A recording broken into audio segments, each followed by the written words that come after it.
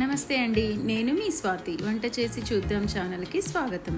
పిల్లలకి లంచ్ బాక్స్లో సింపుల్గా స్వీట్ కార్న్ ఫ్రైడ్ రైస్ ఎలా తయారు చేసుకోవాలో చూద్దాము. ముందుగా స్టవ్ మీద ప్యాన్ పెట్టేసి ఆయిల్ వేసుకొని స్వీట్ కార్న్ మీకు ఎంత క్వాంటిటీలో కావాలి అనుకుంటే అన్నీ వేసేసుకోవాలి.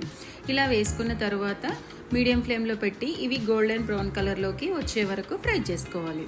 చూడండి, ఇలా మీడియం ఫ్లేమ్లో పెట్టి ఫ్రై చేసుకున్న తరువాత మనము దీంట్లోకి రైస్ యాడ్ చేసుకోవాలి. ఇలా రైస్ యాడ్ చేసుకున్న తర్వాత టేస్ట్కి సరిపడా ఉప్పు, కారం, నేను ఇక్కడ 1 టేబుల్ స్పూన్ ఉప్పు కారం వేసుకున్నాను. 1/2 టీ స్పూన్ ధనియాల పొడి, 1/2 టీ స్పూన్ గరం మసాలా వేసాను.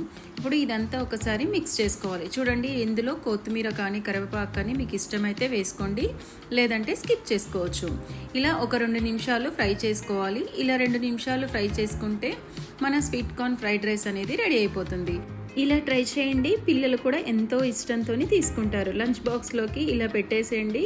స్వీట్ కార్న్ ఫ్రైడ్ రైస్ అనేది చాలా బాగుంటుంది. ఇలా ట్రై చేయండి. ఇలా ట్రై చేసి చూసి మీ కామెంట్స్ని మాతో షేర్ చేసుకోవడం మర్చిపోవద్దు. ఇలాంటి మంచి రెసిపీస్ కోసము వంట చేసి చూద్దాం ఛానల్ని సబ్స్క్రైబ్ చేసుకోండి. Thank you for watching.